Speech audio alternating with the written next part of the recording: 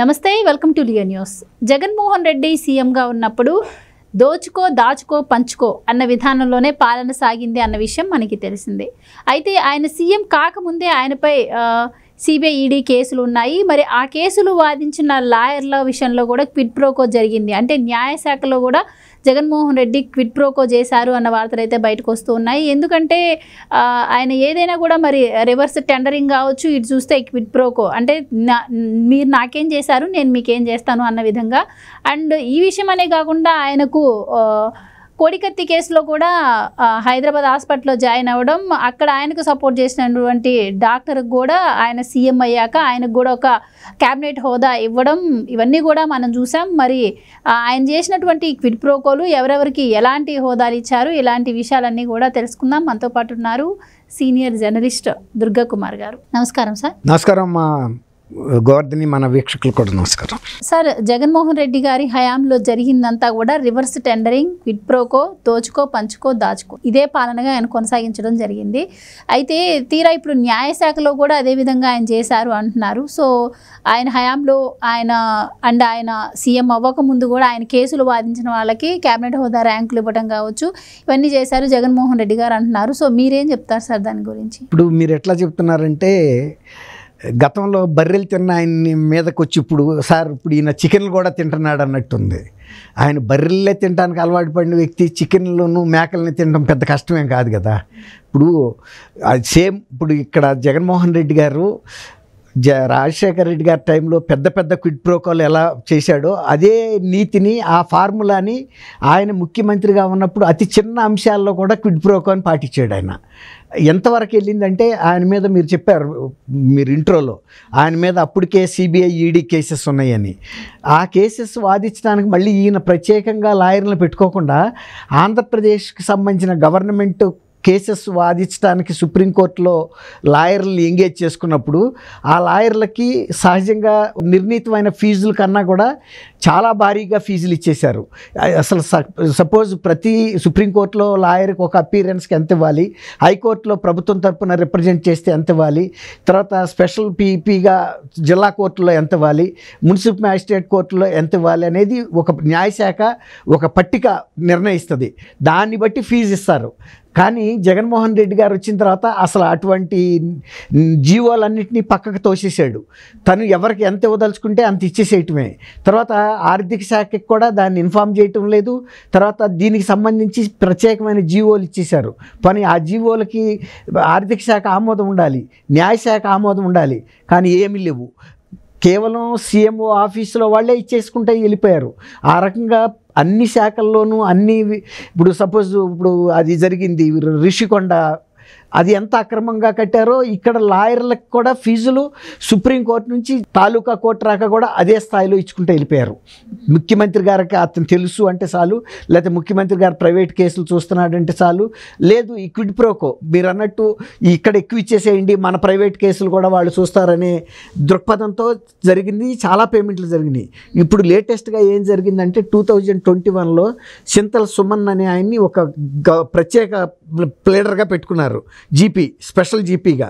ఆయన ఏ కేసులు చూడాలి, పురపాలక సంఘానికి చెందినటువంటి కేసులు చూడాలి.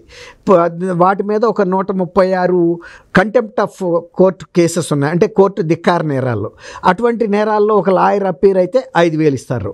ఆ 136కి కనుక ఆయన అటెండ్ అయితే 6,60,000 ఒక ఫీజు వస్తుంది, ఇంకా కొద్దిగా అమౌంట్ 6,60,000 పైన. ఈయనేం చేశాడు, చింతల సుమన్ అనే వ్యక్తి ఈయనకి వేరే కేసుల్లో చేయటం, ఈయనకి బాగా కావాల్సిన అవటంతో అతనికి ప్రతి అపీరెన్స్కి 44,000 ఇచ్చే విధంగా స్పెషల్ జీవో ఇచ్చారు. దాని మూలాన ఎంతకి వెళ్ళిపోయింది అతని ఫీజు? 6,60,000 ఇవ్వాల్సిన అమౌంట్ 58 లక్షల సమ్ అమౌంట్, ఒక 50,000 ఎంతో, దాదాపు ఒక 60 లక్షలకి వెళ్ళిపోయింది. 6,60,000 ఎక్కడ, 60 లక్షలు ఎక్కడ అంటే 10 రెట్లు పెంచేసుకుంటే వెళ్ళిపోయాడు. అట్లా అనేక మందికి ఇచ్చారు. దీని మూలన ఆయనకి జరిగిన లబ్ధి ఏంటంటే, గవర్నమెంట్ ఫీజు ఎక్కువ ఇవ్వటం ద్వారా తను ప్రత్యేకంగా ఈడీ కేసుల్లో కానీ తర్వాత సిబిఐ కేసుల్లో అపీర్ అయినటువంటి సుప్రీంకోర్టు లాయర్స్ కానివ్వాల్సినటువంటి, ఆయన అంటాడు కదా సుప్రీంకోర్టు ప్లేడర్లకి కోట్ల రూపాయలు ఫీజులు అవుతాయి అని కూడా చెప్పాడు. అట్లాంటి కోట్లాది రూపాయలు ప్రజాధనాన్ని చెల్లించేసి తను పర్పస్ చేసుకున్నాడు. స్వామి కార్యం స్వకార్యం రెండు జరిగినాయి. ప్రభుత్వం ఏమో ఫీజు ఇచ్చింది, వాళ్ళు ఆ ఫీజులోనే ఈయనకి ప్రైవేట్ పనులు కూడా చేసి పెట్టేశారు.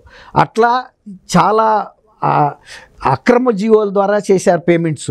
ఇది కూడా ఎట్లా బయటకు వచ్చిందంటే, ఇప్పుడు గవర్నమెంట్ దిగిపోయింది కదా, దిగిపోయినప్పుడు ఈ పేమెంట్ ఇవ్వటానికి ప్రాసెస్ మొదలు జరిగినప్పుడు న్యాయశాఖ వాళ్ళు పట్టుకున్నారు. అసలు ఈ న్యాయశాఖలో ఈ జీవో ఎవరిచ్చారు అని.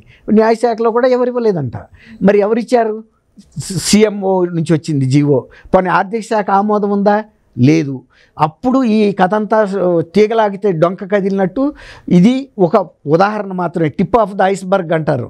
ఇప్పుడు ఆ రోజు టైటానిక్ షిప్పు ఒక మంచు పర్వతాన్ని ఢీకొంటే మంచు పర్వతం శిఖరణాన్ని కాదు ఢీకొంది, కింద అంతకన్నా పెద్ద పర్వతం ఉంది, అంత షిప్ కూడా మునిగిపోయింది. అట్లాగే ఇప్పుడు ఈ కుంభకోణం చింతల సుమన్ అనేది చివరి శిఖరమే. కానీ ఆ 5 సంవత్సరాల్లో ఈ న్యాయశాఖలో కూడా మీరు ఇంతకుముందు అడిగారు క్విడ్ ప్రోకో అన్నారు. అన్నిట్లోనూ క్విడ్ ప్రోకోలు జరిగినాయి. అసలు న్యాయశాఖలో ఇట్లాంటి కుంభకోణం జరగడానికి అవకాశమే లేదు. ప్రత్యేకంగా ప్రతి దానికి ఇవాళ కాదు కదా ఈ ప్రభుత్వ కేసుల్ని న్యాయవాదులు న్యాయస్థానాల్లో వాదించడం. అది ఏ స్థాయి లీడర్కి ఎంత ఇవ్వాలి, ఏ కేసుకి ఏ తరహా కేసుకి ఎంత ఇవ్వాలి అనేది స్పష్టమైన జీవోల ద్వారా నిర్ణీతమైనటువంటి ఇవి ఉన్నాయి, ప్రొఫామా. దాన్ని బట్టి ఇస్తుంది న్యాయశాఖ. అతను అప్పీర్ అయిన కేసెస్ లిస్టు తీసుకొచ్చి బిల్లు పెడతాడు. నేను ఫలానా కోర్టులో ఫలానా కేసు ఫలానా నంబర్ అటెండ్ అయ్యాను, దాని నేచర్ ఆఫ్ కేసు ఏంటి, ఇది కోర్టు ధిక్కార కేసు 5,000, అట్లా 5,000 ఆటోమేటిక్గా వచ్చేస్తాయి. అంతే తప్ప 44,000 వచ్చే పరిస్థితి ఉండదు. ఇవన్నీ కూడా ప్రజల సొమ్మే కదా, మందేం పోయింది, ఇవ్వండి అని సీఎంఓ చెప్పటం. సీఎంఓ ఆయన ప్రత్యేకంగా ఆయనే ఈ జీవోల మీద సంతకం పెట్టాడు. మరి ఇట్లాంటి కేసులు ఇవన్నీ బయటికి తీయాలి. ఇప్పుడు కూటమి ప్రభుత్వం స్కిల్ డెవలప్మెంట్ కేసులో ముఖ్యమంత్రి పాత్ర లేదని నిన్న పివి రమేష్ కుమార్ గారు కూడా స్పష్టంగా చెప్పాడు. అసలు ఆయనకి ఏ విధమైన పాత్ర లేదు, చాలా ఫైల్స్ కూడా మిస్ అయిపోయినాయి. కేవలం ఉద్దేశపూర్వకంగా కేసు పెట్టాలన్న దీంతో దుగ్ధతో చార్టెడ్ అకౌంటెంట్స్ కూడా మీరు దీనిలో అన్ని ఫైల్స్ వెరిఫై చేయొద్దు, తర్వాత కార్యక్షేత్రంలోకి వెళ్ళి మీరు ఆ స్కిల్ డెవలప్మెంట్ ల్యాబ్స్ని కూడా చూడాల్సిన పని లేదు. మీరు అరకొరగా రిపోర్ట్ ఇస్తే చాలు, దాన్ని ఆధారం చేసుకుని సిఐడి వాళ్ళు కేసు బుక్ చేస్తారు, అరెస్ట్ చేసేస్తారు. అట్లా చేసినప్పుడు ఇది సాలిడ్గా ఆధారాలతో ఉన్నాయి. ఈ క్విడ్ ప్రోకో అసలు గతంలో ఉన్న రేట్లు ఏంటి, లాయర్లకి న్యాయవాదులకి ఏ కేసుకి ఎంత ఇవ్వాలి, ఈ 5 ఏళ్లలో ఎలాంటి పేమెంట్లు జరిగినాయి, ఎవరెవరికి ఎంత జరిగింది వ్యక్తిగతంగా, దాని మీద కూడా వాళ్ళ శ్వేతపత్రం ఇవ్వాలి. ఏ స్థాయిల్లో ఎంతెంత దుర్వినియోగం జరిగింది వాటిని రికవర్ చేయాలి. ఎక్కడ చేయాలి, ఎవరైతే అధికారులు ఇచ్చారో వాళ్ళని శిక్షణ చేయాలి. తర్వాత లాయర్స్ ఎవరైతే తీసుకున్నారో కూడా వాళ్ళ మీద కూడా రికవరీ యాక్ట్ చేయాలి. ఎందుకంటే వాళ్ళకి తెలుసు గతంలో ఎంత తీసుకున్నారు. 2019 నుంచి 24లో ఇప్పుడు సందు దొరికింది కదా అని దోసుకున్నాడిది కూడా తప్పే అవుతుంది కదా. వాళ్ళకి తెలుసు గతంలో అదే వ్యక్తులు 5,000 తీసుకుని ఇప్పుడు సమయం దొరికింది కదా అని 44,000 దోసుకోవడానికి వెళ్ళాడంటే ఒక్కొక్క కేసుకి అతను కూడా దోషి కింద లెక్క పెట్టాలి. వైఎస్ రాజశేఖర రెడ్డి గారి హయాంలో కూడా జగన్మోహన్ రెడ్డి క్విడ్ ప్రోకో చేశారు.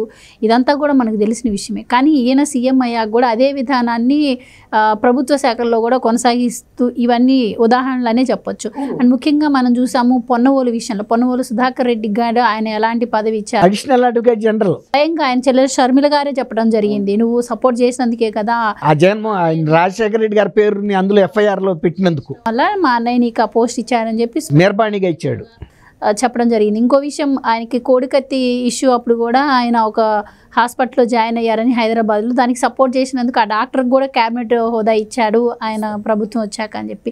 ఎలా చూడొచ్చు అంటారు ఇలాంటివి? అంటే వాళ్ళని ప్రభుత్వ శాఖల్లో కూడా తీసుకొచ్చి పెట్టడం.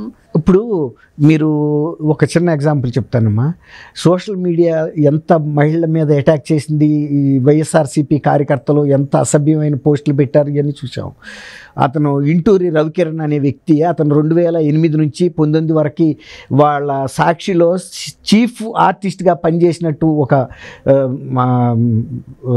దాన్ని ఏమంటాము ఎక్స్పీరియన్స్ సర్టిఫికెట్ ఇస్తూ అతని డిజిటల్ కార్పొరేషన్లోనేమో న్యూస్ పొలిటికల్ అనలిస్ట్ అని పెట్టి ఇక్కడ ఒక ఉద్యోగం ఇచ్చి మళ్ళీ ఆయన్ని అక్రిడిటేషన్ కూడా ఇచ్చి, అంటే ఇటువంటి శక్తులందరినీ ప్రోత్సహించి ఆ టైంలో అతను చేసిన పని ఏంటి, కేవలం అసభ్యమైన పోస్టులు పెడుతూ పొలిటికల్గా ప్రత్యర్థుల మీద దాడి చేయటం. అతనికి శాలరీ ఎక్కడి నుంచి ఇచ్చారు? డిజిటల్ కార్పొరేషన్ నుంచి ఇచ్చారు.